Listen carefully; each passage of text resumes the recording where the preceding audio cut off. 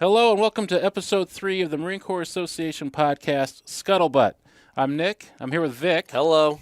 And today we have a special introduction, a new member of the podcast, William Treuting. William, how you doing? I'm all right. Thank you very much. That's good to hear. We're going to introduce you a little bit here. William, as Vic can attest, has written a thesis about Gazette magazine. There's some quotations around that thesis. Didn't have to defend it, but might as well have been a thesis. Okay. You needed it to graduate. Exactly. We'll call it a thesis. An undefended thesis. How to justify So paying for grad school. you're undefeated then. You didn't even have to defend it. Exactly. It's a perfect defense. Sun Tzu. One that you don't have to. Yeah. You picked the terrain at optimal. You didn't even need an engagement to win. Good job. Well played, sir.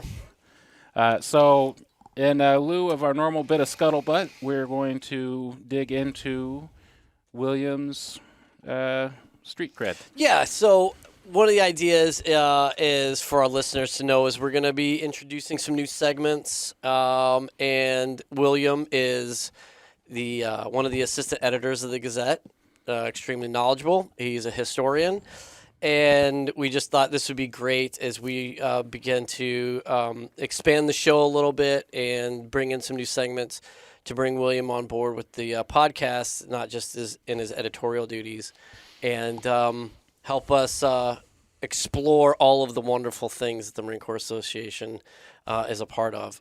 So, hey, well, thanks for being here, man.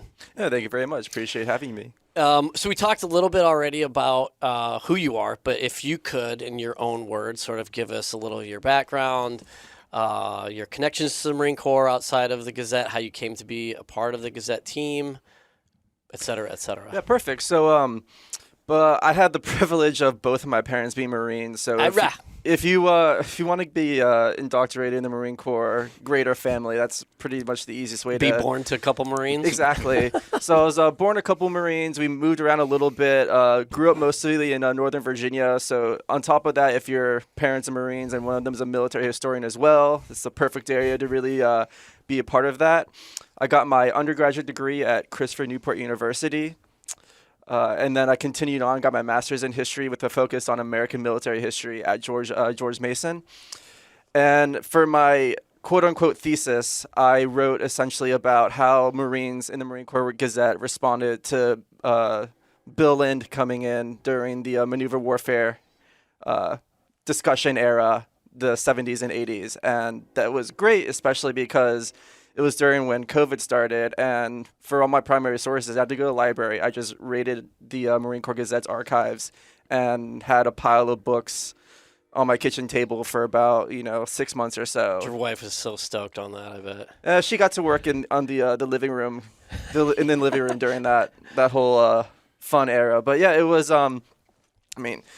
wonderful and insightful. Got to dig into some of the Marine Corps Gazette's history. I started working at the Gazette actually 3 years ago last week. So it's been a fun time. It's definitely helped a lot getting to know the in and outs and specifics about Marine Corps doctrine, what's going on, and really actually understanding completely what our articles are saying, aside from maybe like the ones that are super in-depth and technical heavy. But it's been a great ride so far. I've enjoyed it. Yeah, awesome. Yeah, I mean I've had really my few months here. I've enjoyed working with you, and so yeah, I feel the same. Like it's been good to sort of be a part of the academic discussion of what the Marine Corps is about, not just sort of relying on the major news networks and then just empirical evidence and stuff. So really enjoy working with you. So let's get into it then. Why don't we talk about your thesis, He's Right But Incomplete? Yeah, so essentially what I wanted to do was, because when you're writing your quote-unquote your thesis, you have to figure out where your writing fits in with the greater discussion. So like a lot of, when talking about the Marine Corps' maneuver warfare moment, as a lot of people call it, is I need to figure out, okay, what are people saying, what especially for my relevancy, what have they not said? So a lot of focus is obviously on like the big players of the movement, like John Boyd, Bill Lind, et cetera. But I wanted to focus on the other side of it. Like, what are your average Marines saying in response to this? How are they interacting? And for essentially how my thesis played out was it's sort of like if it's a sports movie. It starts off where this guy comes in, he's overweight, but he knows a lot about baseball, and all the baseball players like, no, who are you? What are you doing? This guy's obnoxious. He's a rude coach. He's yelling at him. The players don't like him. But then over time, they get together. They realize, okay, maybe he's an asshole, but he has a lot of good points to say, and then over time that relationship builds, and it culminates with like the big win, which is in our case MCDP 1 or FMFF, Fleet Marine Force Manual 1, where it's like maneuver warfare is now the Marine Corps doctrine, and just in time too, right? Exactly. So the period you're talking about in your paper was post-Vietnam, correct? Yes. That's where it started? Exactly, because at that point you could say the Marine Corps, like most services at that point, were kind of in a rut. They're coming off the Vietnam era, don't really know where we fit, don't really Shifted what to to an do. all-volunteer force. Exactly. Yeah. So it was a good era in which to reevaluate and redefine what the Marine Corps was at that point, and it's a perfect time for an intellectual such as Bill Lind to come in and essentially throw his hat into the discussion and see where we could go from there. Yeah, and it culminated pretty much right before Persian Gulf 1. Yes. Right, and so it really got to be put into practice, like almost immediately. Yeah, almost immediately. Yeah. Like, hey, here it is. Oh, hey, now we get to do it. Mm-hmm. So cool. So you'd mentioned it was a good sort of a transition era or an era of transformation, identity. Everyone's trying to find their identity, find their place. Once again, the Marine Corps is there's a lot of debate about whether the United States even needs a Marine Corps anymore. And so the Marines obviously are really digging in and trying to establish themselves as a needed commodity within the DoD. I feel like there's a lot of parallels today, and then there's a lot of nuances in today's era that don't necessarily reflect that post-Vietnam era, especially as we're talking social media. One of the things I was hoping that you could help us maybe unpack is in your paper is sort of how like you said, this guy who was on the outside looking in, if you could tell us a little bit about how that worked as far as him integrating into the discussion, being that he wasn't, and at least wasn't an active duty Marine, and sort of how that discourse evolved and how it's sort of different than the way that the discourse is today. So my hypothesis on how he was able to get into that is because he I believe and who is this, by the way? Yeah. I was about to say as the resident idiot in the room, William Lind. So short TLDR on Bill Lind. He was got a master's degree in history from Princeton, primarily German military history. So at the time we know a lot of our intellectual discussion was based on what all these former Nazi German generals, Blitzkrieger guys. Yeah, we're writing, and then so that's like the big, I guess, military historiography of that era. So then he gets a job working for a congressional staffer, and like someone who got a master's in history with a emphasis on military history. The big thing you want to do is a job that involves just that, and it's a very competitive environment. So my hypothesis is that he wanted to go forth and use his education to try to essentially help the American military institution. And a lot of, at that time, the Army wasn't really looking towards the maneuver warfare doctrine, but the Marine Corps, obviously, because it has a more tenuous relationship, and it's whether if we wanted or need the Marine Corps, especially when the military was downsizing. So maneuver warfare offers a good opportunity to still be a proficient military force, even with those downsizing issues. So he comes in, and I think he wanted to obviously enact change, and the best way he sought to do it was to come in and challenge the Marine Corps' ego. I mean, the pride of their institution. And in doing so, he insulted a lot of people along the way. But in essence, it worked to his advantage because it got people responding. He started writing articles, I think, for the Marine Corps Gazette, I think starting 1975. And at one point, the editor in the Marine Corps Gazette said, we usually don't let civilians talk in here. This is a primarily like for Marines by Marines, but because of his intellectual stimulation that he's providing, we're going to keep him in. I mean, and he had a very tenuous love and hate relationship with a lot of Marines. I mean, at one point he was like banned from bases, which is, I don't know how you're able to pull that off. But in essence, I mean, because he was loud and boisterous and challenging the Marine Corps and the average Marine's ego, it brought more attention to his views and made it so that the discussion would take place. Do you feel, obviously post-Vietnam, post-Watergate, obviously confidence in the civilian elected officials wasn't awesome. And you could say that there may be some parallels today. What was it about his position as a staffer that gave him access, pre, obviously, social media and stuff like that? So was the Gazette his only entryway into this discussion, or was it just, did he sort of foresee it as being the most fruitful? I mean, the Marine Corps Gazette is the professional journal of the Marine Corps. And so if you want to talk to the intellectual voices of the Marine Corps Gazette is the best way. And it is still obviously like the best way to get into that discussion. So I think he saw that as like the primary means. And I did not go into any more of his personal interviews. I want to focus primarily on the Marine Corps Gazette.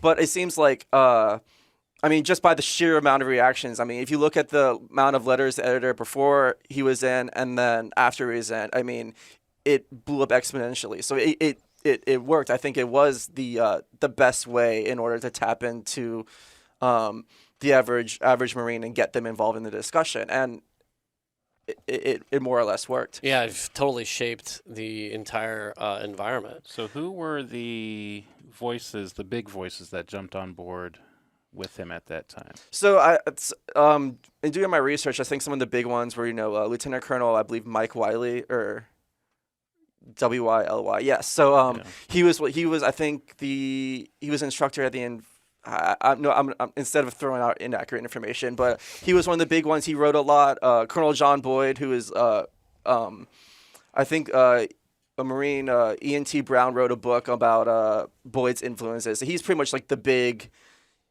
angel in the sky looking over the Marine Corps maneuver warfare adoption. So those were some of like the bigger influences. Okay. So you mentioned, so whether this was the only entry point or the best, it ended up being the best way to shape sort of frame the discussion, get people on board, get people engaged, whether they hated it or loved it. He clearly was a lightning rod that more or less helped push the Marine Corps to change and develop and to get people thinking about what the future of the Marine Corps was. And so a lot of really great advertisement for the Gazette, good PR there. But also, the reality is that it sparked the discussion. And then, so looking at today then, if we were to, move the conversation into, in its relevance today, we live in a world of oversaturated influencers, influential medium, social media. We're inundated with information on almost a minutely basis, depending on your proximity to your phone. Do you think something like this, where you have this lightning rod guy, William Lind, who's outside of the inner circle, creating a ton of discussion, do you think something like that could be replicated today, given the limits of Twitter, given the the distrust and truthiness of information? Obviously, we sort of we find ourselves in an era of tribalism, and so it's really hard for those on the outside to break in. Reputation precedes truth in a lot of ways. What are sort of your thoughts on the was this lightning in a bottle? What happened with maneuver warfare, or is this something that we can look back on and help us as we move into Force Design 2030 and EABO and those sorts of things? I definitely think the platform does matter. I don't think you're going to see a lot of these heavily intellectual and productive conversations on Facebook and Twitter just by the very nature of those social media platforms. But one place, for instance, where I've able to actually find some pretty good discussion is there's on Reddit for all those listeners who follow Reddit. There's r/War College, and the moderators are, I mean, pretty tight. You have to be within the rules of the forum. But there's a lot of people. Someone will ask a question, and you'll have a generally pretty intellectual discourse on it. And quite frankly, I mean, the Marine Corps Gazette, Marine Corps Association, especially with a lot of the changes that we've done recently, is really trying to be the best platform for that. And especially I recently with the Marinus articles, those series, and the fact also like Bill Lynn came back, and then there's been another clash between him and Marine officers. I think like Van Riper, for lack of better terms, ripped him a new one in the what was that? I think the September edition. So I think if especially the Marine Corps Association or any other the service association can really harness the power of media and social media and obviously with moderation and respect, can create those rooms and spaces and acknowledge that we can have good discussions via social media that are productive. And because I mean, if we can't do that, then I think then we're missing out on tons of opportunity and intellectual voices that can help the Marine Corps remain as a service and remain the most effective fighting service. Nice. All right. Well, on that note of exposure and of providing voices, who do we got coming up? For this episode, Vic, we have Miles Vining, who is a very, very interesting. I can call him a young man. I'm older than he is. He's he's a character, right? Yes. I mean, he's something out of a different era. He is a jack of all trades. He is a modern Renaissance man, Totally. if that makes any sense whatsoever. And since we interviewed him, and since the Afghanistan situation has shaken down, he has found himself back overseas. Perhaps you could speak better to this, Vic. I don't know how much of this is told in confidence, but yes, he's back overseas and he's trying to do what he can to help. Yes. We'll give you guys updates as the situation pans out, but he's not in a safe position. And so, but he still is sacrificing on behalf of Afghans and Afghanistan. And he's not doing anything illegal, so I want to make that very clear. He's all working within the boundaries of the law and international law and human rights. But it is a very crusader mission he is on. Yeah, he's a crusader for sure. He's doing as much good as he can in the world. Yeah, and then I think in the interview we mentioned a number of organizations that he supports and is a part of. And so definitely when this publishes, or after the interview's over, take a look at the show notes on the podcast, and there'll be some links to some things you can help support him and everything he's doing. But William, man, thank you so much for coming on. That was awesome discussion. I appreciate it. Glad to be part of this. Yeah, and be more a part of it here in the future. So thank you for taking the time to introduce yourself to our listeners and talk about what's going on in your headspace, and then we'll look forward to seeing it translate into more content here for the podcast. All right, and without any further ado, Miles Vining. Take care, everyone. I'm here today with Miles Vining. He's the author of the book Into Helmand with the Walking Dead. He co-authored it with Kevin Schranz. It's a really, really great book. You served with 1-9, got out, and I'm not going to tell your story, but if you could just give us a little bit of who you are and sort of where, what your journey was like getting to this place. Yeah, I'm Miles Vining. I enlisted in 2010. On the East Coast. I went to 1-9. I served in Charlie Bravo Weapons and Headquarters and Support Company in various capacities. And then I got out in 14 and I went to Indiana University and graduated in 16. And then I joined a group called the Free Burma Rangers that works in Southeast Asia and then also in the Middle East and Syria and Iraq. And I founded a research group called Silah Report that reports on small arms in the Middle East, North Africa, and Central Asia. And the book came about in my last or second to last year of service, and I started on my second deployment. I started writing various things, and I was, starting with that narrative that we're talking about. I wanted to write about the stuff we were going through, and it was an idea in 2014, but it didn't really, it kind of started getting serious later on in college as I started writing more and more and more. And then Schranz talked about writing something as well on Facebook. He said something about it, and I got with him and we talked about it, and we had a really good conversation about, how to collaborate and that kind of thing. And then he killed himself in September 2015. And then Abby, his widow, gave me everything he had, which was about 20 pages. And then things kind of got a lot more serious, and I was like, I really have to take this to publication. I really have to at least try.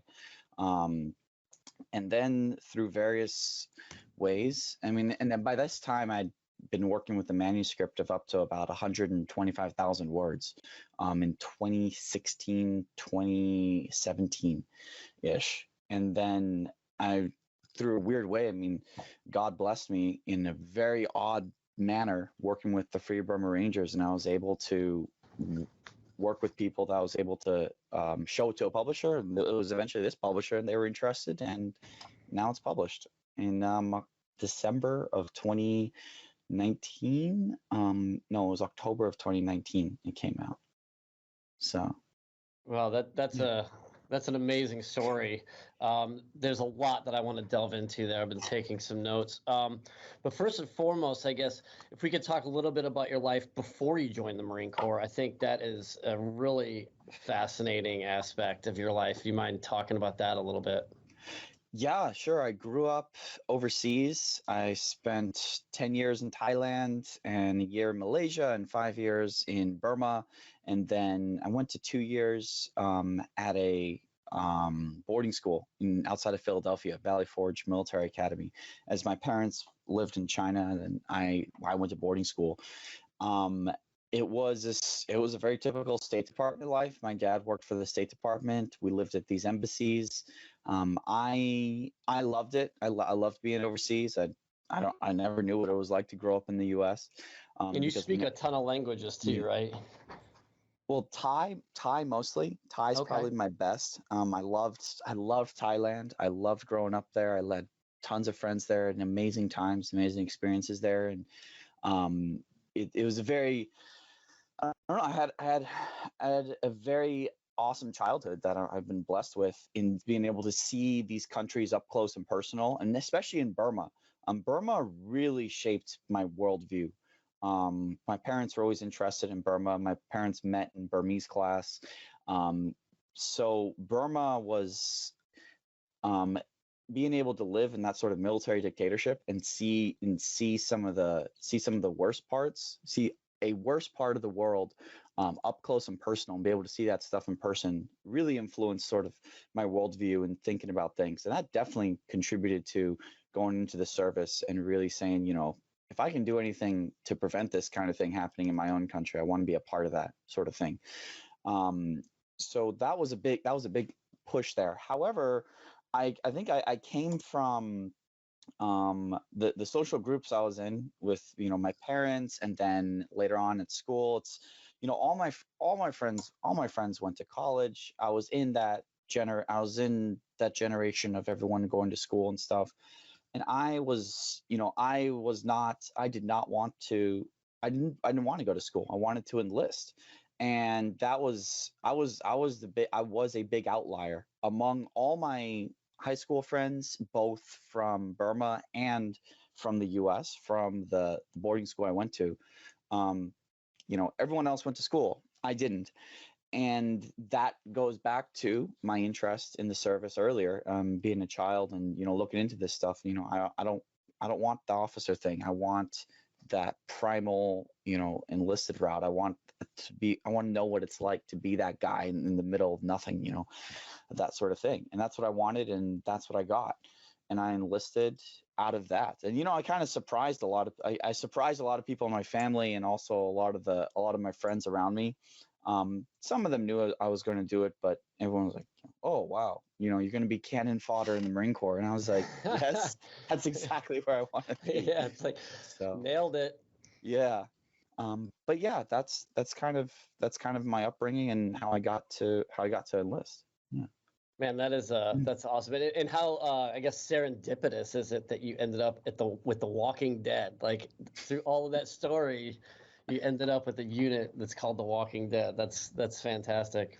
Yeah, and I hadn't even heard of 19 or 19's reputation before I got there, and it was SOI. Like, half our class went to 19, half our class went to 13, and one of the guys I very specifically remember, this guy Perry, who went to Alpha Company. He comes walking into the squad bay, and after we find out we're getting to 19, and he comes walking in, and he's like, "All right, guys, I guess we're all gonna die because the name of the unit we're going to is called like the Dead Walking or something." And I'm like, "What?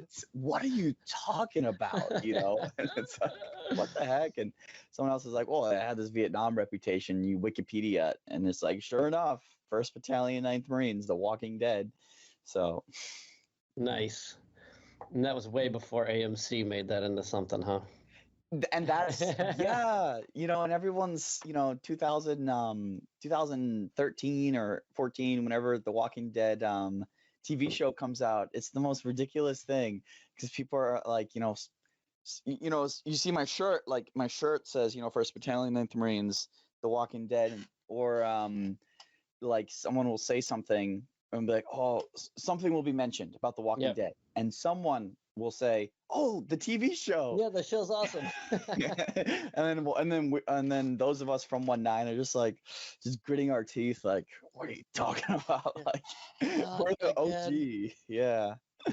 So that's amazing. I spent some time in UAE working for State Department, and that is a great life, and I could definitely see some of the back molar sucks that happened when you said that you were going to list. He was like, like the audible back molar sucking sound. But that's fantastic to have that sort of perspective. So you talked about worldview, having made that, being that outlier then, as you were in the Marine Corps, you're doing God's work in Nawa. How did that worldview change? Oh yeah, I mean, things got real very quickly. And I think being in Nawa on that first deployment was one of the most influential things I've ever probably done. One of the more influential things I've done in my life, and that's still sort of affecting me today and all the other guys I was with. But I think I don't know, especially it affected me in that,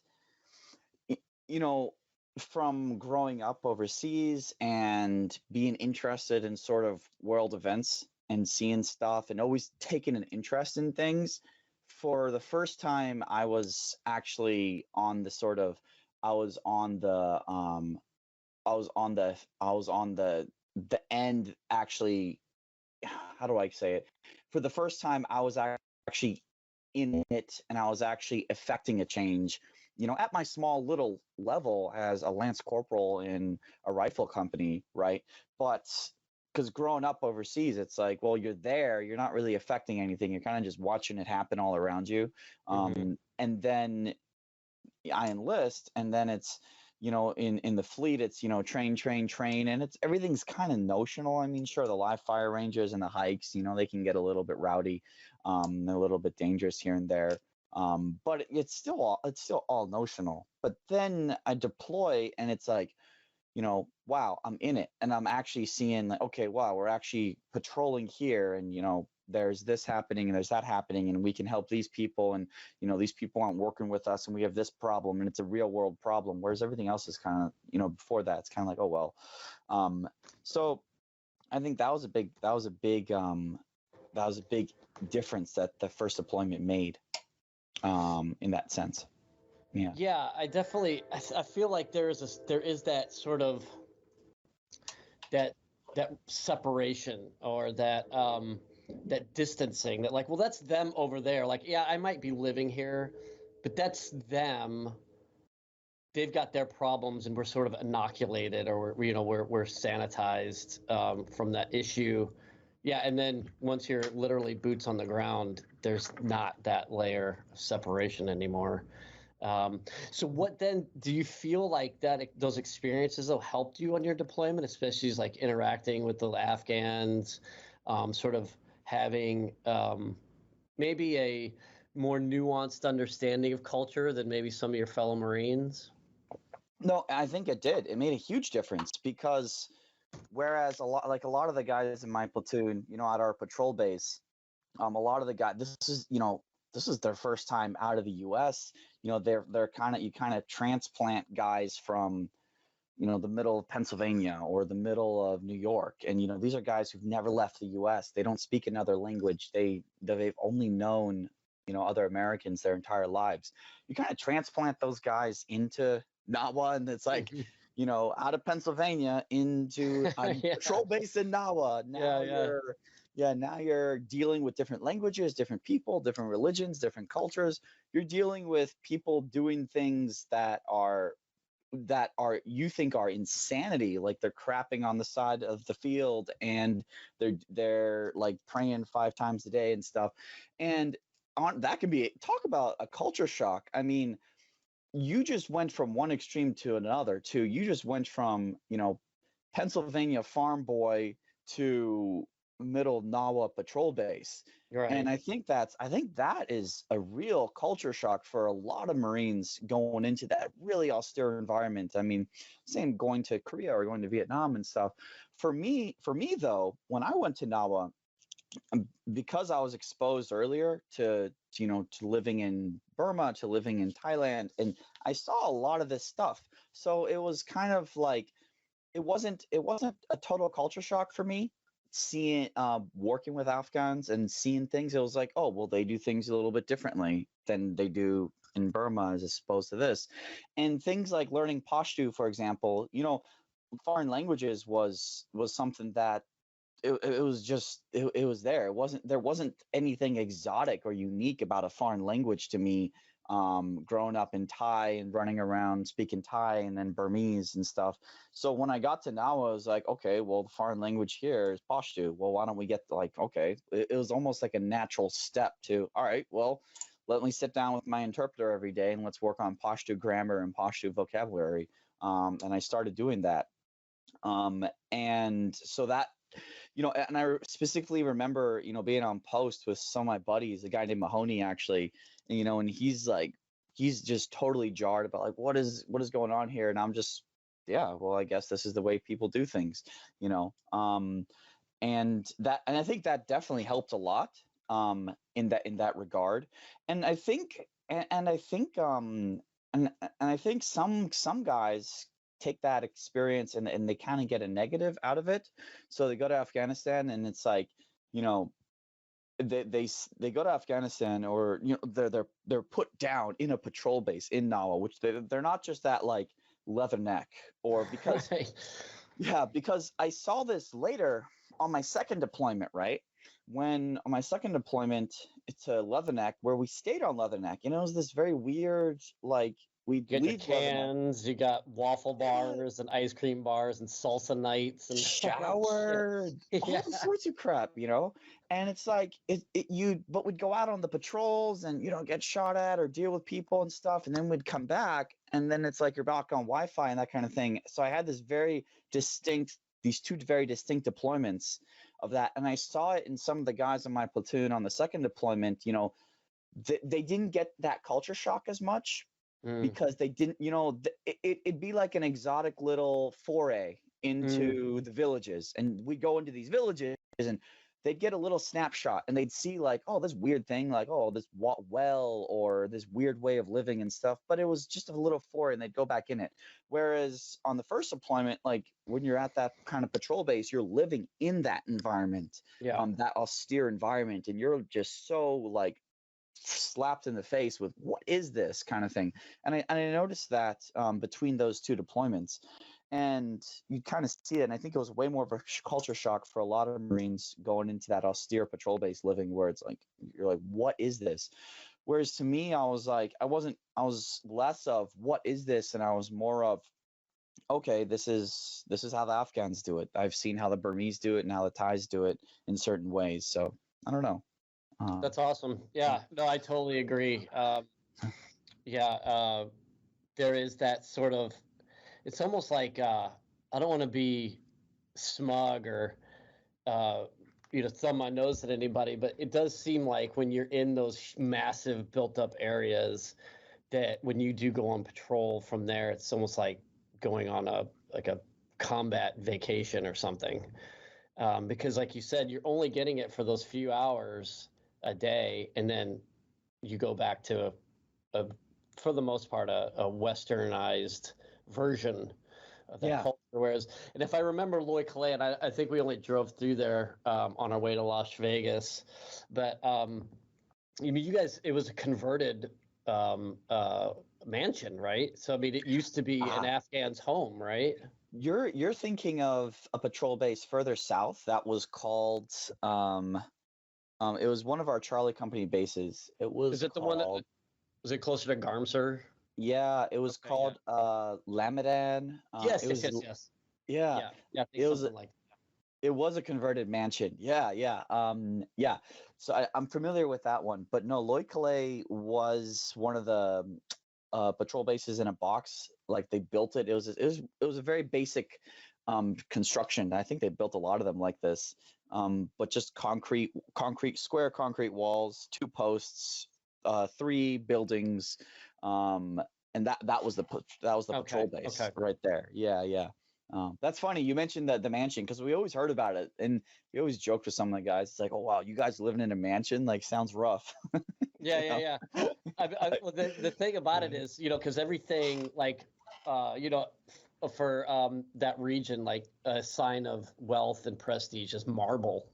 Mm-hmm. But I tell you, when that marble gets all that dust on it, and you're in your combat boots, man, I almost broke my ass so many times on those stairs because it just gets slippery as ice. And so it would look cool, but it was dangerous. Yeah. So we're talking about culture shocks. One of the things that you mentioned in your book, I think it was chapter 1, the chapter titled Boot, you talk about your experiences at SOI. So talk about that a little bit. So you were an outlier coming, as a sort of international teenager of mystery. You joined the Marine Corps, and now you're an SOI. Do you feel like it was everything you expected, or did you have a similar experience as maybe some of your fellow Marines who were like you said, like thrown from the farmlands of Pennsylvania into Loy Calais? Did you feel something similar when you were going through your MOS training and SOI boot camp? I think boot camp was a very intense summer camp. Greatest vacation I never want to do again. Yeah. It's like I think boot camp was everything. It was kind of built out to be that we'd heard of before. Like some of the things it is, and some of the things it's not. I mean, some of the things like the sand fleas. There were never any sand fleas apart from like one morning, and that was a disappointing experience. I was like, where's this like phenomenal like Marine Corps sand flea experience? It's like I'm totally missing out on this. Yeah. So little things like that.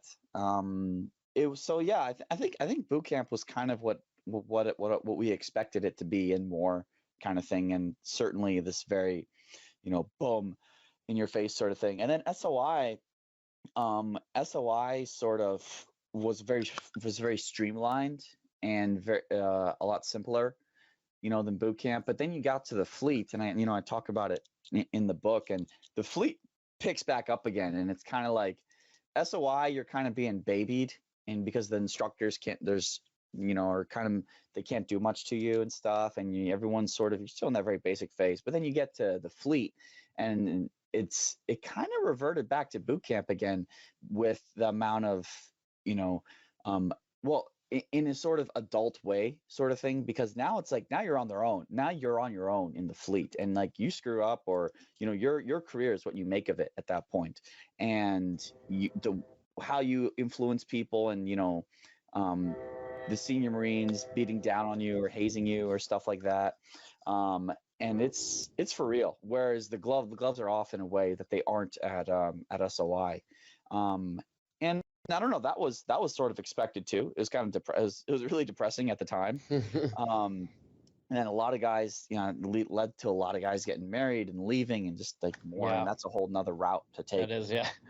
But yeah, no, I think so. As a culture shock, I think the fleet was the real sort of culture shock for a lot of guys when they got into that situation.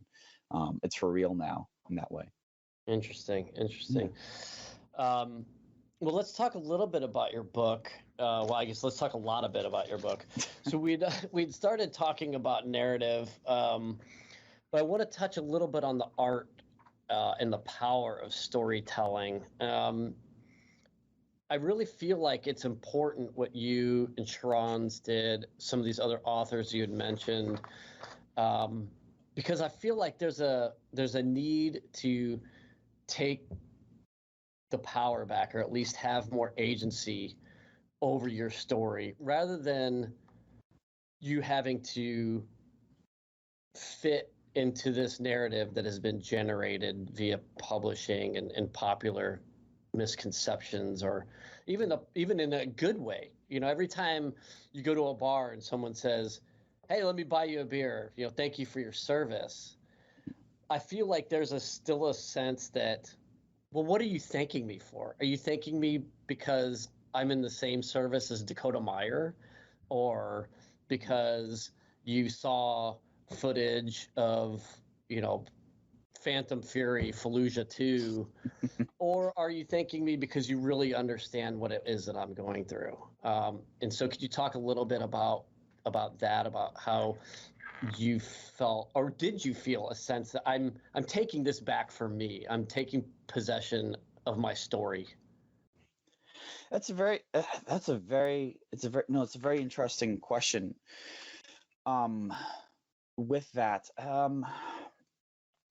and I think if it, there's the veteran narrative, so to speak. It's such a challenging thing because of the culture that we're in and the world that we're in, because the culture and the world, it's like,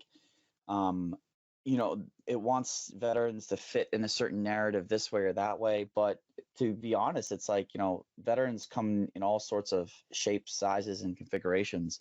And, what we can only do is, so we can only put forth our experiences and what we went through, and what me and Shrons did. We can only put that forth, and then people can look at it and take it back and dissect it for whatever it's worth.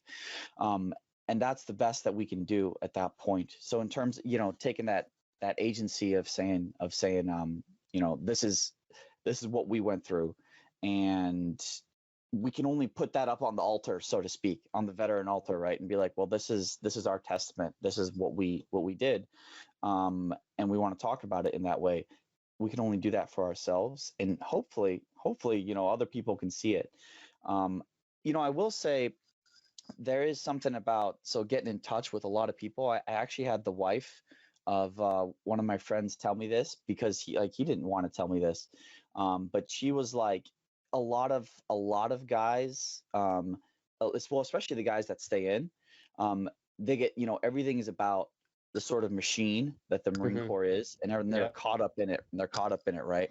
And what she said to me was that, you gave, what you gave them is you said, no, like, look, what you did was important and special, and it was worthwhile, and this is a story about it.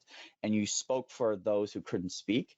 And what she was saying to me is like, he would never come out and say that because he's still in the machine and he's still churning out, kind of thing.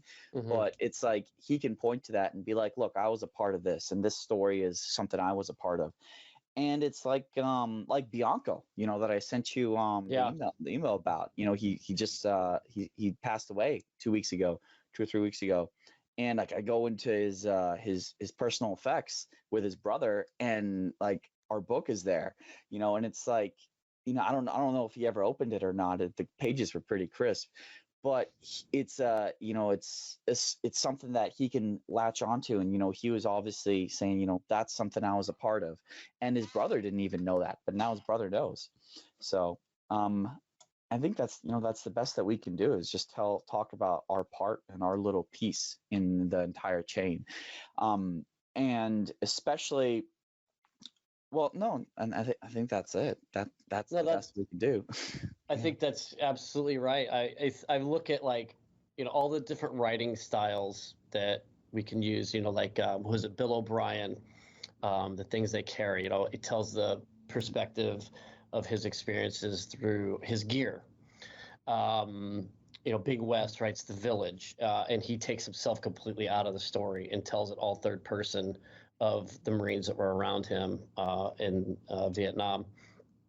And then there's like the more sanitized, right? So like, you read academic books, history books about wars, and it's very distancing, and it's very matter of fact. This happened on this day, and you look at things chronologically, you can see the causal links to things, but there's no engagement with the story. It's just, okay, yeah, that's great, that happened, that was good information.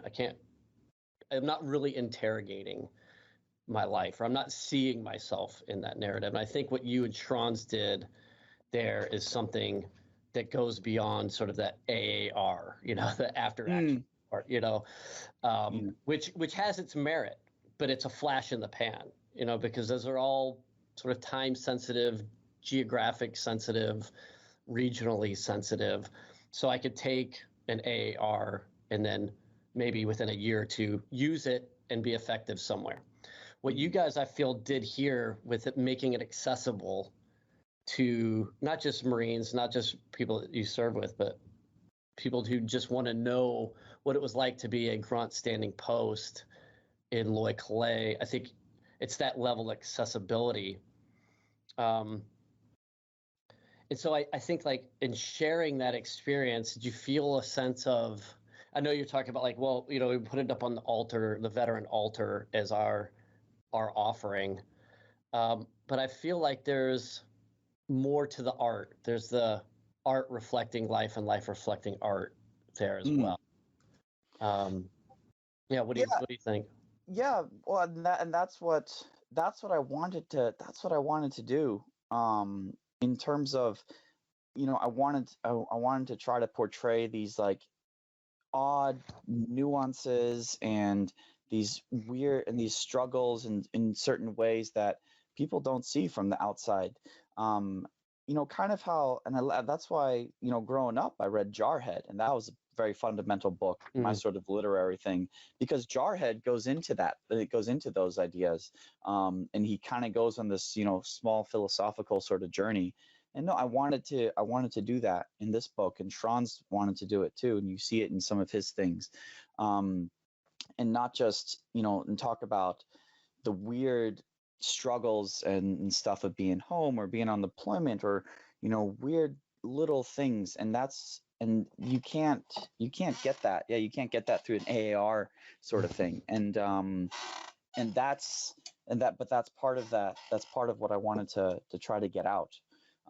Things like relationships and love, and things falling out and problems happening, and inner problems within the Marine Corps, and then outside of it, and then getting out, and that whole kind of thing. But, like, I don't know, the little tiny nuances of stuff that you can't that people don't think about. And I'm very glad that I started writing this in 2014 and right afterwards as well, because I think a lot of that stuff I would have missed and would have forgotten had I written this like 10 years later. And I think there's a difference in a narrative that's written right after an event versus one that's written much later. The one much later is much more reflective in certain ways and misses out on these small little things that the one written right afterward kind of gets, might get in some ways. So, yeah. Nice, man. Yeah, I really do feel like there's a lot in reading your book that you can start to see, like the reader can see themselves in the narrative, regardless of whether a veteran, a service member, or have been to Afghanistan or whatever. I think there's, like you said, there's an examination of your life. I think that is very important and almost cathartic, especially for people who have served. It was very cathartic typing it and writing it. It was one of the most cathartic things I've ever done, I think, and I think it was. I think it was great in terms of that. And I would like super encourage like a ton of people to like just like, tell your story. Like you don't need to publish a book, but you need to go over it and you need to talk about it. And you need to, because just hearing yourself talk about it or just talking about things, especially traumatic things and other things, there's the power of self-healing through storytelling is insanity. It's amazing, I think, and it's not often done. And a lot of guys are like, "Oh, I don't want to talk about this, or I need to keep that in." It's like, no, you need to. It doesn't need to be in a book or on YouTube, or it can be to your family or to someone, but you need to tell other people about what you did, or you just record yourself doing it, or I don't know. It's essential, I think. Amen to that, brother. Yeah. Well, I guess on that note, that's a good transition point for we could talk about. So transition. So this idea of, you have a lot going on and it's all so fascinating. But I guess, so if we could just talk a little bit, where are you now? Like, not necessarily your headspace, but like physically, like, what are you working on now? What are some of your projects? Right now I'm working on, I just got back from a movie in China, where I was a technical advisor under a team called FX Hammer. Cool. That was working on a historic drama about the Chosin Reservoir. Awesome. So, yeah, told from the Chinese perspective. But I will say, I think the movie's coming out in August next month, and the movie, I think they did a very good job. I think they tried their best to portray the U.S. side and the Marine Corps and Army side in the campaign and at places such as Incheon really well. So I'm proud of my my work that I did there. So I just got back from there. I'm kind of what's the title? Sorry to interrupt. What's the title? The battle at Lake Changjin, which is actually the proper name for the Chosin Reservoir.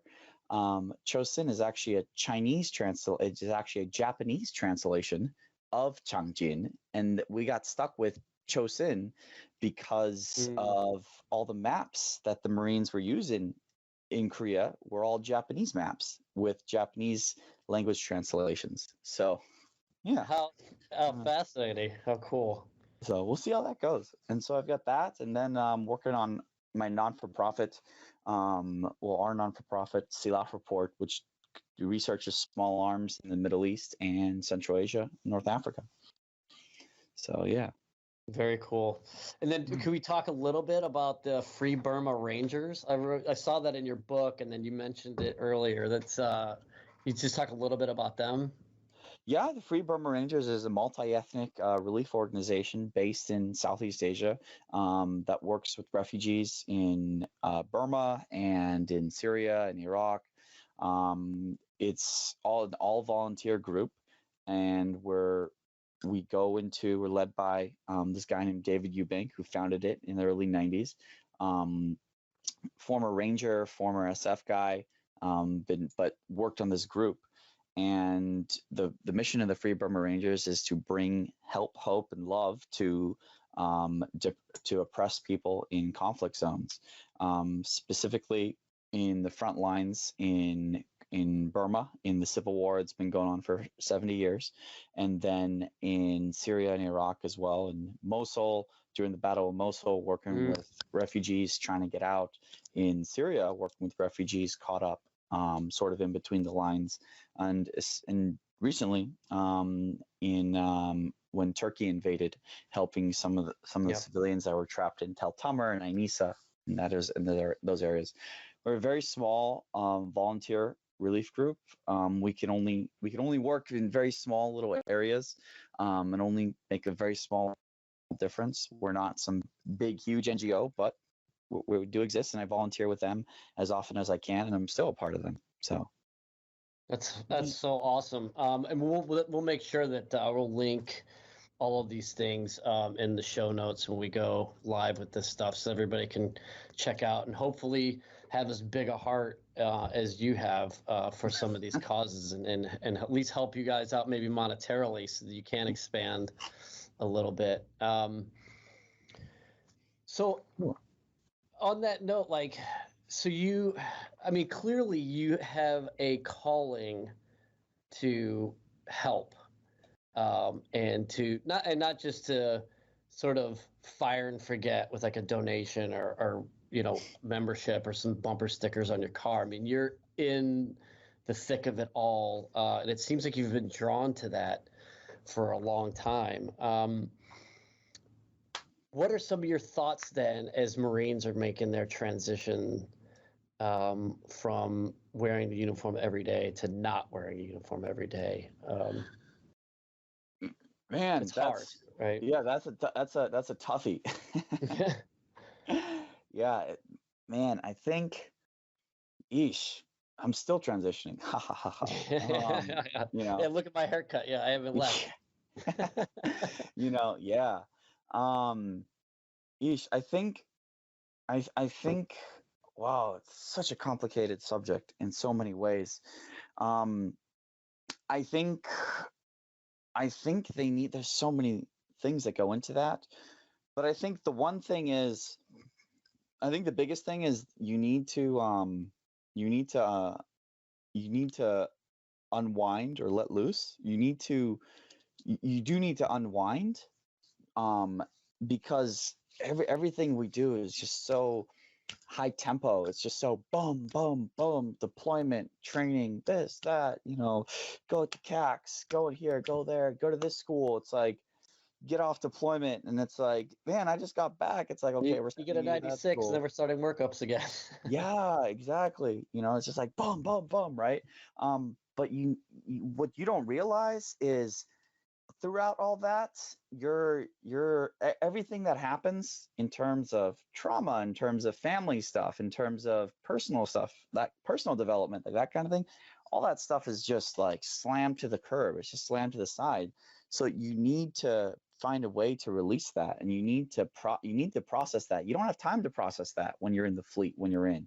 And I've had this really good conversation at Schranz's memorial service after he died. One of the guys in my company, his sister passed away while he was in, and like it sucked when he was in, and it was like, right after deployment, and he went to her funeral and all this other stuff, but then he went right back, right? And then it wasn't until he got out and we had this conversation that he was like, oh crap, wait, my sister died. like 2 or 3 years later, and it was like, wait, my sister died, wait, what? And that hit him right afterwards, right? So but that's what I mean in that he hadn't even processed that, right? So but you got to do that for like everything that goes on. Now I think there's that thing that goes on, and I think the other thing that needs to happen is like, well, I think that needs to happen. And I think, guys, you need to make a clean break in a way. It's like, I don't know, it's like kind of like it's like a relationship, you know, a bad, it's kind of like a breakup. It's like the worst thing you can do in a breakup is like go back to the ex that you were with. It just makes things worse. You need to just cut it off entirely, you know, no questions asked, boom. So, and I feel like it's kind of like that with the Marine Corps. You just need to cut it off, and you need to move on to something else. Something else needs to be your new mission, your new MO, your new commander's intent sort of deal. Because if you just keep going back to it, it's like you're gonna get caught up in this world of you're half in, half out, and you don't know where you are, and you're just kind of like rambling and rolling around, and that I think that'll hurt guys in a lot of ways. At the same time, with sort of with disability wise, I mean, disability I think is hurting people in terms of the monetary payments that exist with disability. I mean, you have guys out on like 60, 80, 100%, and I think it's hurting more than it's helping in some ways. You have guys they have no incentive to work. They have no incentive to do their own thing. They have no incentive to go out and explore or do whatever. It's just not there. So I think that hurts more than helps. So for guys who are getting out, it's like, sure, you may be on 80% or you may be on 100%. The chances of you being depressed and just wanting to hurt yourself are going to go up that much more. And that's very unfortunate, because I mean, I met a lot of guys that I met. It's like, well, I'm 100%. I don't have to do anything. I'm 100% total and disabled. And it's like, yeah, you're right. You're absolutely disabled. You are literally disabled. You are literally like taken out of the equation of the world. Like you don't have to do anything, you know? So I think that hurts in a lot of ways. Interesting. So I think, and that's something like some people aren't talking about with that. And so there's something with that there. And I don't know, I think guys who are getting out now, it's like, I think you need to dream big. You need to go big, you know, get on that GI Bill, you know, do things that you wouldn't do before, kind of thing. You need to make that clean break. Don't depend on that disability. Get out and do something. And with something like that. And I think guys who get involved into finding that sort of new community. And I think that is sort of the biggest difference. If you can get into a community, you know, no matter where that community is, I think that makes a big difference there. Because I think, like, and I talk about it, you know, in the book, I think the biggest thing on deployment, sort of with like trauma and PTSD wise and stuff, the biggest thing is community, and is in being accepted and involved in a group of people that love you and care for you, sort of thing. And when you don't have that community anymore, like, that is a scary place. That is a scary place to be. And I think that's why a lot of these guys, well, I mean, you know, Sean's had, you know, all sorts of things going on with him, but I think a lot of guys who are killing themselves or who are finding themselves really horribly depressed and stuff, and or with PTSD, they lack that community and that focus, you know, whether it's God, whether it's religion or something like that. That's really hurting them. On that note, at the same time, I think there needs to be a serious conversation in terms of PTSD and trauma, where, you know, I think Sebastian Junger, like, gosh, I look up to him in a lot of ways, but I think he hits this so hard on the head when he talks about PTSD, in that, you know, PTSD is a short-term fix. It's a thing that helps us in terms of, you know, if you're a caveman and, you know, you're going through the woods and then your buddy gets mauled to death by a tiger, and you have flashbacks of that part of the woods, or you're scared every time you go to that part of the woods, and it's like, you know, it's like that helps us as humans. It's like, well, okay, don't go to that part of the woods again, right? It's yeah, like, if it wasn't for tigers will PTSD, get you there. we'd you know, always grab the hot pot, right? Yeah, you know, it's like, oh, you grabbed it. It's like, you know, the pot's really hot. Well, don't grab it when it's on the stove, right? Yeah. You know, and I think it's hurting veterans in terms of trauma and PTSD, because PTSD is a short-term fix to help us evolve, to become better, to be like, okay, don't do that kind of thing again. You'll get hurt, kind of deal. And the problem is, you got veterans who are getting out, and, you know, they're like, you know, it's like, oh, my PTSD. It's like, oh, my experience in combat is is still affecting me today, you know. And for me, I look at this from different perspectives. Well, I kind of look at this from like, man, like, and it's weird. I don't know. You talk to a lot of vets. Well, I talked to a lot of the guys that I was in, a lot of infantry guys, and it's like, I loved combat. Combat was awesome. You know, I got to shoot at people. I got to blow, like, people were blowing things up all around me. It was like this big adrenaline rush. It was like, what? Like, combat was great. And it's like, oh, but you know, my section leader was killed, and you're like, yeah, he was killed, but guess what? He died doing what he loved. You know, he loved it. So don't take that death away from him, right? But at the same time, it's like, well, what's really hurting people? And I think it's that community wise. And it's like, you know, don't diss combat. Combat was why you went in, like, you know.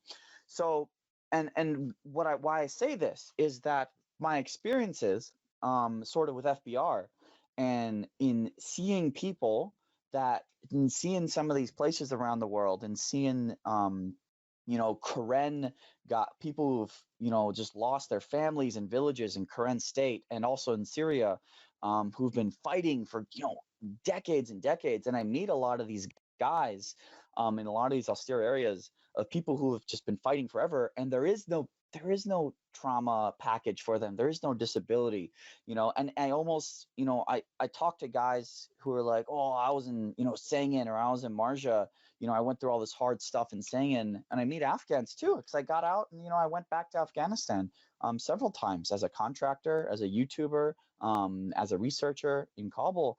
And, you know, and I think there needs to be a realization. It's like guys who are like, well, I was in Sangin, and it was hard in Sangin, you know, and you know, and it's like, yeah, you're a hard dude.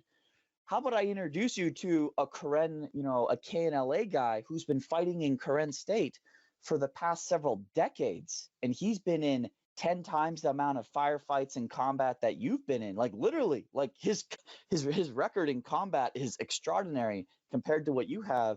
And it's like, he doesn't have these issues. It's like, he's not out there saying like, yeah, I'm a hard dude fighting in Karen, or I'm a hard dude, I'm with the YPG fighting in Syria. They don't have this stuff. So it really humbles you when you meet these other people. So it's like, what I'm trying to get at is, you know, it's get over, like, it's like you were in Sangin and you were a hard dude and you got blown up a bunch of times. It's like, okay, so what? What are you doing right now that is going to make a difference? And what are you doing right now that's making you a hard dude? And what are you doing right now that is making you a better person and a better element of society? It's like, yeah, that was great what you did in Sangin. That was great what you did in Nawa. That was great what you did in Marja. It's like, do you want to, like, do you want to, I don't know, like, do you want to talk about, combat, as in, like, okay, do you want to keep on talking about that? Like, because I can introduce you, and I've met these people who are like, holy crap, I've got no room to stand on next to other people, right? So it's like, in terms of PTSD and trauma, I'm just trying to tie this all in together, right? It's like, PTSD and trauma are short-term fix. It's not a long-term problem. You know, the story, talk about storytelling about, you know, the Vietnam guys, you know. And I saw this movie. Actually, this movie came out called it's The Highest Metal or something. It's about this guy Pitzenberger, who was a an Air Force pararescueman in Vietnam. And they talk, and they have these depictions. Me and my buddy were watching it. We were actually laughing throughout the whole movie, because they have these like very stereotypical depictions of these crazy Vietnam vets that just like can't get, like, bring the war home. They can't get over the war and stuff. And we're just like laughing about this, but it's like, that's the depiction of Vietnam vets. It's like, dude, get over that. Like, you know, work in society kind of thing. I don't know. And that's kind of what I would want to say for guys transitioning and getting out. And, you know, if you're dealing with problems and stuff, it's, you know, I don't think, and that's what I'm trying to say is, I don't think it's combat that is hurting you. I think it's community, and it's the lack of community, and it's, you know, you don't have a God in your life, you don't have people around you, you're not doing something worthwhile. That is what's hurting you, not combat.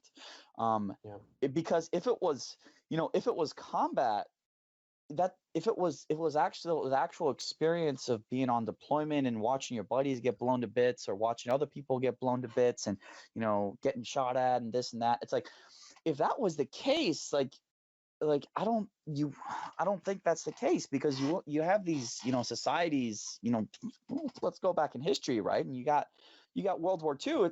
Like, think about this, right? You have the entire generation of the Second World War, and you have, that entire generation comes back from the Second World War.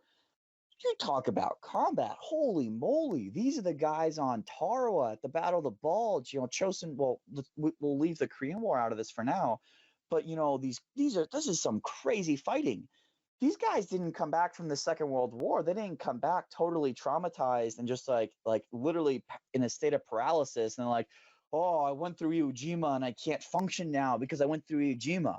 It's like, no, these guys came back and holy crap, look at what they did. They built, like, the greatest generation. They came back and they built cities and companies and homes and, they did all these crazy things. Now, they did have problems at home. They did have issues, and they did drink themselves away at VFWs and American Legions and stuff like this. That did happen. So, but I think a facet of that was, part of their generation was, don't talk about what you did, what you saw in Iwo Jima, and they just drunk themselves away in certain ways, So, yeah, they did have certain problems in other areas, but it's like, look at the society though. Like, guys are coming back from Iraq and Afghanistan and talking about like PTSD and trauma and stuff, and it's like, man, thank God the Second World War guys, didn't sit around and try to get, and try to get disability payments for their anxiety for Iwo Jima. Thank God they didn't do that, or else we wouldn't have a society at all after the war. And it's a tricky subject because, there are fellows out there, there are dudes who went through some very serious crap, and they do have that sort of problems afterwards. And I cannot knock, guys who are like, well, I wasn't singing and half my platoon got blown to bits and I have survivor's guilt or this and that. I can't knock those guys, but at the same time, what I want to say is, yeah, that sucked and you went through that. But I think what you need is community, and what you need is a purpose, and what you need is a way to go forward. You don't need a disability payment. You don't need somebody, branding you, kind of thing. And that, I think that's what hurt. So Schranz, right? Because Schranz was denied a PTSD rating from the VA. And that really hurt Schranz a lot. And because Schranz was like, wait, I'm feeling really lonely and down, and I'm feeling really bad. And the VA is like, no, you don't have PTSD. And that was just kind of, that hurt Schranz, because Schranz was like, oh, wait, now the VA is telling me I don't have it. So what is my problem? What am I dealing with? Why do I feel so horrible? Right. And it's like, the VA says I don't have PTSD. So what do I have? So he didn't know. So he killed himself, and that's a whole nother topic on that. But it's like, well, what did Schranz need? And I think what he needed was community. He needed people to love him. He needed that being, a sense of being again, kind of thing. So I don't know. It's such a convoluted, complex topic. It's so but we need to address it more. It is so complicated. I think you touched on a really profound subject, and that is community. And I think, I know a lot of folks want to avoid making comparisons between the greatest generation and the current generation, because it's just hard to, there's so many things you can't replicate. But one of the things I think that is absolutely key is that those guys coming back had that community. You mentioned a few, VFW, all of these different clubs, because people belonged to things. Yeah. Now we have all of this technology, all of these things that supposedly connect us, but all they really do is just they distance us. Yeah. And so we don't have those communities anymore, because like you were saying, like, what does someone do when they feel lonely? Their only real avenue is to just go online and get on a chat, or, hit an Instagram, where it's all of this fake reality. Anyways, it's all this manufactured happiness. And it's so much more distancing, and you feel even more alone. And so I think you're absolutely right. I think as a Marine is looking at that day, that inevitable for anybody, whether it's the first termer, whether it's the NJP, the guy getting out of the brig, or it's the commandant of the Marine Corps, everybody's getting out of uniform at some point. And it's that moment where you're part of a community one day, and then you walk to your parking lot and you're not. You walk to your car, you drive off base, and now you're not. And where do you replicate that? And where does that come from? And so I think what I'm hearing you say is things like, look for that passion, look for that place where you can belong, so that, because PTSD will get you stuck in that moment. That's the whole point. That's what PTSD does, is you relive and you're stuck sort of in that moment of trauma. And so you need that support group, you need that network that's going to help you move on. And I guess like what you're saying is like, continue to write your story. You don't just close the book, put it on the shelf, and then you're done. Yeah. There's there's this great book. Well, Wilfred Theisiger, right? Amazing, Arabian Sands. Yeah. Arabian. He wrote Arabian Sands, and he wrote another one. I forget what it's called, but he's one of these he's one of the last great last great British explorers who, the stuff he did will never be replicated by anyone, on this earth, right? He crossed, what this book is about is him crossing what's called the Empty Quarter in Saudi Arabia, which at the time it was on he was only the third or fourth European to ever do this, and he's, totally fluent Arabic speaker, and he loved being with the Bedouin. He has awesome stuff about it, right? But my point is, this guy did some amazing stuff. He's a great dude. And I always like to point this out to people, in that, so his book, Arabian Sands, it's kind of semi-biographical, because he's talking about his life and stuff. And he has one chapter in here where he has not even a chapter. It's one paragraph. It's one paragraph where he talks about, he was like, because he talks about, because he's trying to lay on, I think he's trying to explain how and why he was able to get in with the Bedouin, and what really drove him, his passion for just getting out there and just being in the middle of nowhere, just exploring and going where no man has gone before, kind of thing. So he talks about his life in Addis Ababa, in Africa, growing up and stuff like that. And then he sort of gets to the Second World War, right?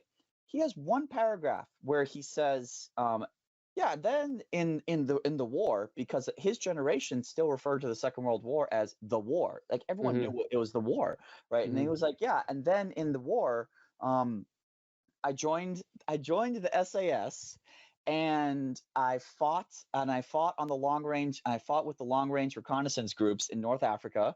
And then I ran around Syria, and I did this, and I ran around Iraq and Syria and Mesopotamia and and then I got out. And it's, and that's one paragraph.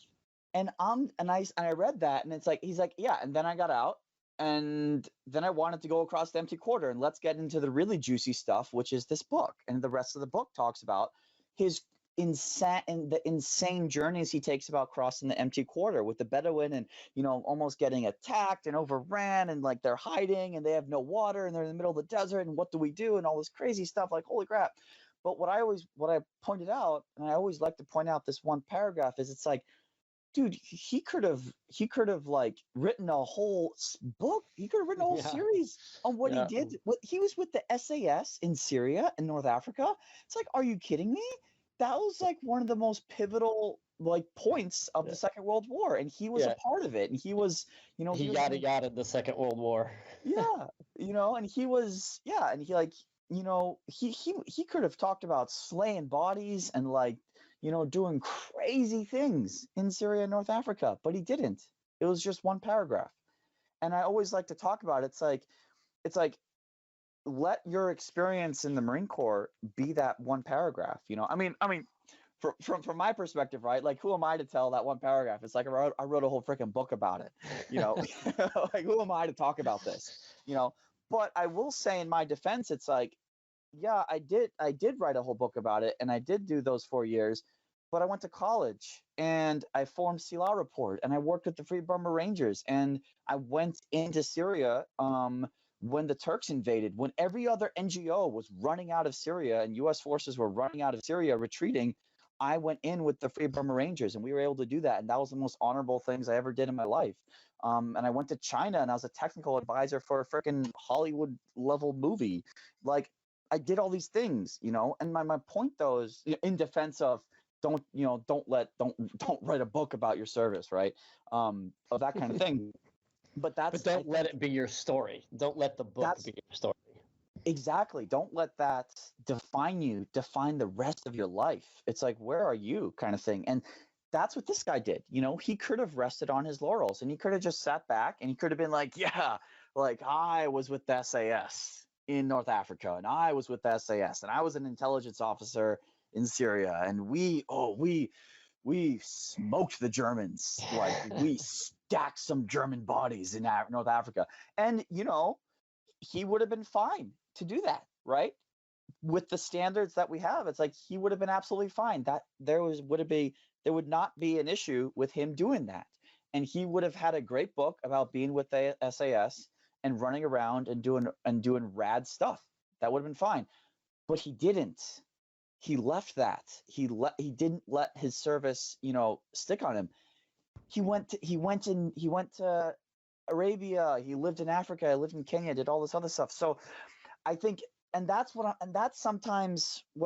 a big message that I don't know. I would like to get across. It's like don't let your time in the service define you and let it trap you, and you're still like stuck there. You know, it's like you're still stuck on Paris Island. You're still stuck in Sangin. You're still stuck in Helmand.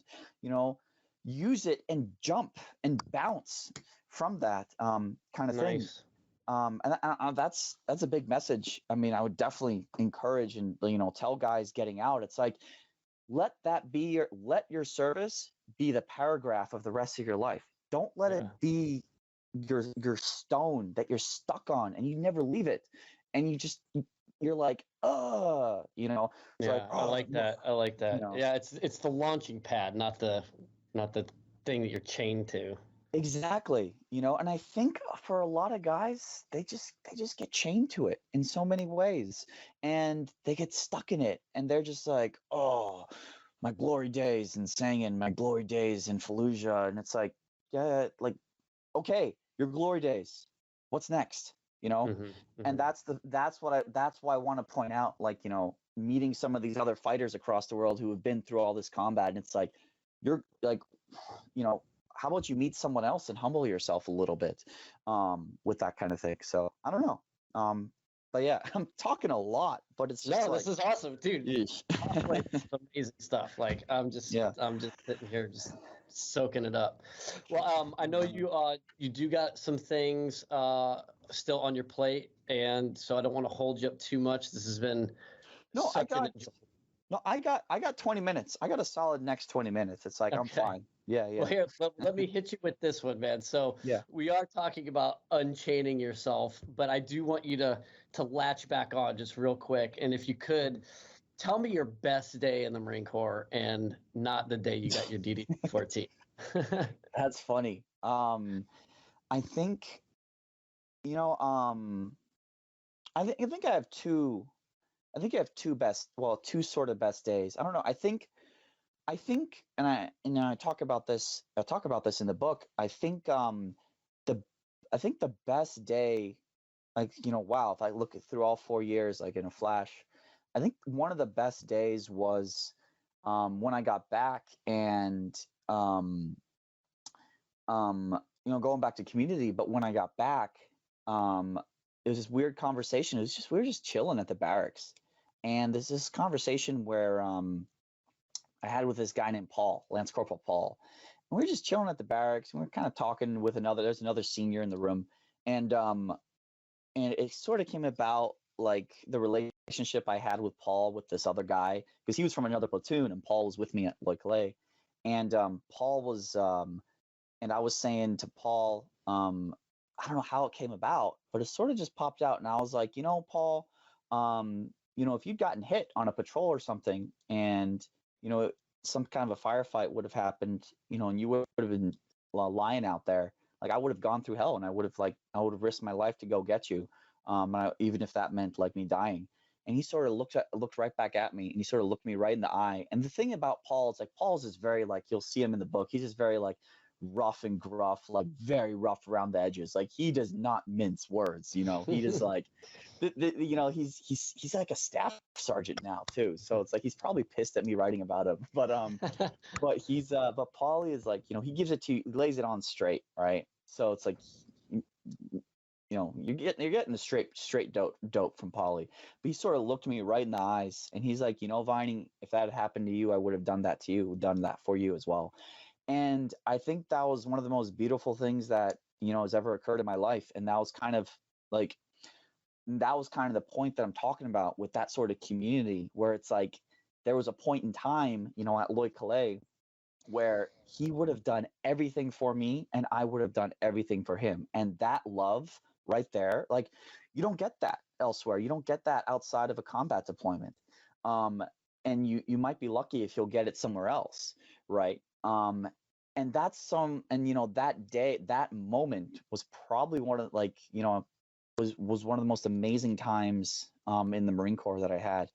And I think, you know, because it's just that profession of, you know, I love you, dude, and you love me, and we're going to do this kind of thing. But that connection, you don't get that. And I think that's what guys want, you know, when they get out, and that's what they're missing. And that is the community, you know, that I'm talking about. And that can't be replicated in the civilian world. And it's very tough to find that, to get on that level again. Right. There's sort of, I don't know, there's two other days that really mean a lot to me. And the second one was sort of coming to God kind of thing, you know, at Lloyd Calais, and I talk about it in the book, and that's sort of where I first discovered Islam, and later I converted to Islam in 2015. Sort of being on post and just, you know, feeling the azan prayer coming up in the morning and seeing the environment all around me, and I had this feeling there of like, wow, this is God, this is the epitome of God here. But that's not totally Marine Corps related though. And then the sort of third day, a third day that really meant a lot to me was on the second deployment, because I was really, you know, it's something that I work with through Silah Report, is, you know, really trying to have that human connection with people. And I think everything is about, you know, having that human connection with everything. Because if it's not, I don't know, if you're doing stuff and you don't have that human connection, it's like, what's the point? I don't know, in certain ways. But to me, human connection is very important, at least.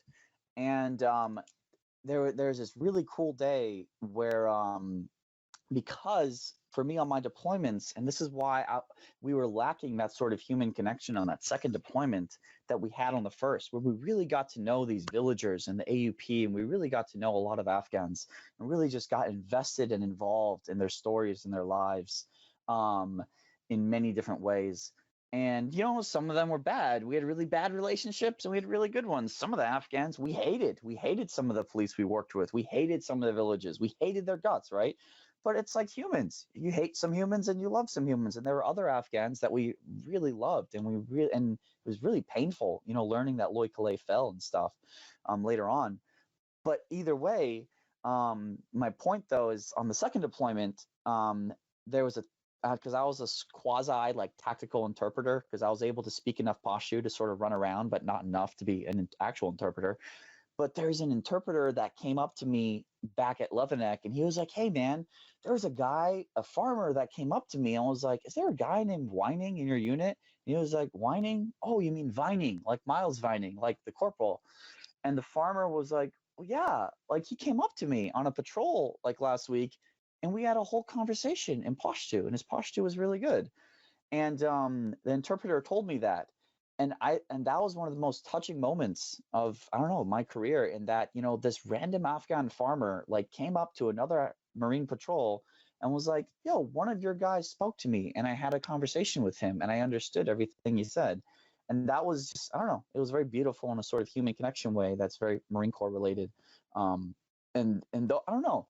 So I don't know, you look at those three sort of moments, and one with Paul, another one with a random Afghan villager, and it's like, you know, throughout this, it's like I've meritoriously promoted twice. I've gotten CERTCOMs. I also got kicked out of the sniper platoon, but then kicked out of kicked out of Scout Sniper school. Like that's a whole separate thing. So I've had my downs and I've had my ups in terms of Marine Corps career progression. But it's like the CERTCOMs and the meritorious promotions and that sort of professional achievement, it means way less to me than that connection with Paul and then that connection with that random Afghan guy on that second deployment. It's like those mean so much to me, much more than anything professional wise. So I don't know. So, Oh, go ahead. No, you had thoughts on professional development. I don't know if you wanted to go into that or if you wanted. Dude, I think you hit on all of them actually. I think a lot of what you're talking about is what we're looking for, and that is, keep your story going. Don't let yourself get bogged down in your best days or your worst, and seek that community. And a lot of times, a very easy community to fall in on is an education. And I feel like and a gateway into education is through professional development. You just get out there and with you, immerse yourself in the culture, whether it's the Afghan culture, whether it's the Marine Corps culture, whether it's academic culture, but just don't sit back and let your story end itself. So yeah. I think there's a lot of takeaways for what we talked about. Yeah, cross the empty quarter. Or be a Bedouin. Yeah, absolutely. Yeah. Get with some modern day Bedouin and drive across the desert in a pickup truck. That's the modern. When I was in the UAE, the last Emirati Bedouin came in from the desert. He finally came in, and it was a huge deal. They threw him a huge party. Everyone was celebrating. So that was the Bedouin culture is so rich and deep. So that's so cool. You were able to witness that. Crap. I sort of tangentially, I was in Dubai at the time, and so it was all over the news and then obviously I was working with the Emiratis, and so they were talking about it and stuff. But wow, gosh, that's one of the things I love about that's why I love this book so much by Thesiger, because he was so involved with the Bedouin. And his observations are so profound and so insane. And, it's he's talking about because what you're talking about, the last Bedouins came in from the desert kind of thing. And he loved the Bedouins so much. He loved their way of life. Everything was simple to them, and he was he talks about these observations he has about the Bedouin, and he talks about the Arabs, living in Dubai and what the Bedouin became after he left, because he lived until the 2000s. So he saw what happened to Saudi Arabia and what happened to Yemen after, oil was sort of really became mainstream. He saw what these people became. And he used to refer to, the Arabs living in cities. He was like, those are gutter Arabs. Those are yeah. And it's he's referring to Arabs in Cairo and in Dubai and stuff. It's those are the gutter Arabs. The real Arabs that I'm with are the Bedouin, who are trekking across the desert with nothing. And they can talking about things like these people can read, they had these abilities. They knew what camel it was, an individual camel in the entire desert. They were able to pick out individual camels by the hoof prints and be oh, this is Abdullah's camel. I last saw him last year. Stuff like that. But, that whole culture is now just, it's gone, right? That oral culture, the oral history, the Bedouin of Thesiger's time no longer exists. Nobody crosses the empty quarter on a camel anymore, right? So, but that's I don't know, that's a whole tangential thing. I'm sure you saw that and looked into, you're a part of that whole Dubai thing and running around with Emiratis. But yeah, cool. Well, Miles, man, this has been so great. And we'll get all these links set up in the show notes. And just thank you so much for taking your time. And if you want, I will try to maybe get you back on for another interview. Spend some more time with you. You got a lot that I'd like to pick apart. If you, yeah, I would say if you want, but I think Abby might be interested as well. Okay. Be talking to her, and Okay. she's Schranz's widow, because Yeah. she's doing well. She actually just got hired on with the VA, I think, and she got big suicide awareness advocate and stuff. She's Ooh, big that's into that huge. kind of stuff. Yeah, yeah. So I Okay. think she would find it really honorable to talk about Schranz in whatever platform kind of thing. And Okay. I always extend the offer to her whenever I get asked to talk about stuff on here. It's like I always ask her, like, would you want to come on or something like that? So Yeah, that would be very cool. yeah. Cool. Well, Vic, this has been great, and it is before 11. You're Yeah. awesome. This has been so cool talking to you, and thank you that you guys are starting this podcast. Best of luck on starting it up, and this has been really Thanks. cool. Yeah, man, we'll be in touch, dude, for sure. I really appreciate it. Absolutely. All right. All right. Have a Take good day, care. man. Take care. All right, you too. Bye. Bye. And that was Miles Vining, author of Into Helmand with the Walking Dead. Vic, what'd you think? You interviewed him. Yeah, really fascinating individual. I am just completely humbled by his level of commitment to, Afghans, to human rights, and to his fellow brothers from 1-9. His commitment to Kevin Schranz's family, to his the other Marines who are suffering through mental health issues. And yeah, the guy has just got this massive heart, and it's humbling to hear how much love he has for those around him and his commitment. And yet he's so high energy, and he's so spirited. He's wonderful, and hopefully we can have him on again. Yeah, not to be too much of a millennial about it, but he's definitely a faith in humanity restored type of a guy. For sure, yeah. I mean, he's from a different era. Like, he's this man of all seasons, and to that extent, it's inspirational. All right, William, what did you think? Definitely what stood out to me the most was the fact that we talk about the British explorer who previously had served in like the British Special Forces, and how that in his biography the Special Forces part was so like a paragraph, and then his entire book was so much more to that. And the fact that you don't have to necessarily define yourself by your military service, that you can, that's not the end. Like it's a great contribution to society and to the country, but you can do so much more. You have so much more potential, and that you can live up to. And that's probably some of the best advice I heard.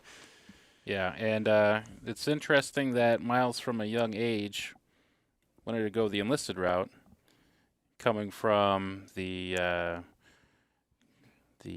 Foreign service employee. Foreign service employee. But there's a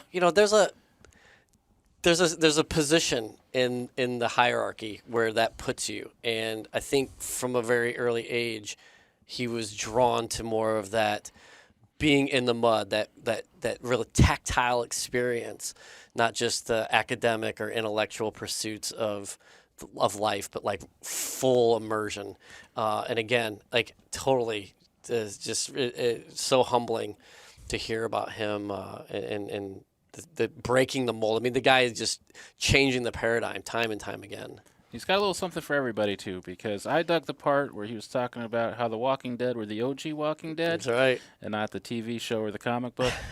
Yeah, that's something I've had to unlearn since working in the Marine Corps Association. It's like when people say Walking Dead, they're not talking about a dude with a cowboy hat and a python. It's like they're talking about Kirkman's, graphic novel series. Yeah. So, all right. So transitioning. Oh, let's plug real quick. The Silah Report will be in our show notes. That is a research and think tank situation. Into Helmand with the Walking Dead, the book that Miles wrote, and the Free Burma Rangers. You want to speak a little bit about them? Yeah, so Free Burma Rangers is a refugee relief organization that Miles works really extensively with. But yeah, it just helps displaced persons find safety. So please support and contribute all these great organizations. Read the book, find the book, get the book. It's great.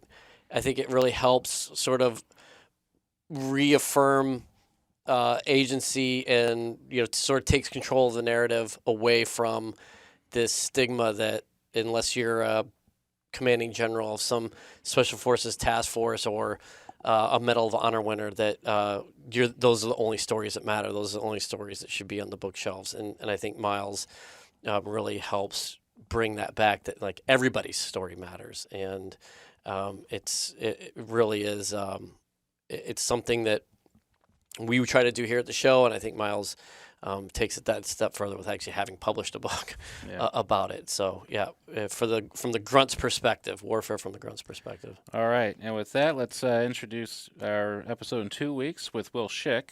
Yeah, Will is a journalist with Street Sense Media and with DC Line. He's here in the Beltway, and he works almost exclusively on bringing awareness to people who are experiencing homelessness, and bringing advocacy for those who need it. And so he's a former Marine officer, intelligence officer. Got his degree. He was with me at American University through the MFA Creative Writing program there, and is now doing great things to help people who need it. All right, so Will Schick in 2 weeks. This is Nick, that's Vic, and here's Will, and we will see you On the flip side. All right, Vic, we're going to keep that in.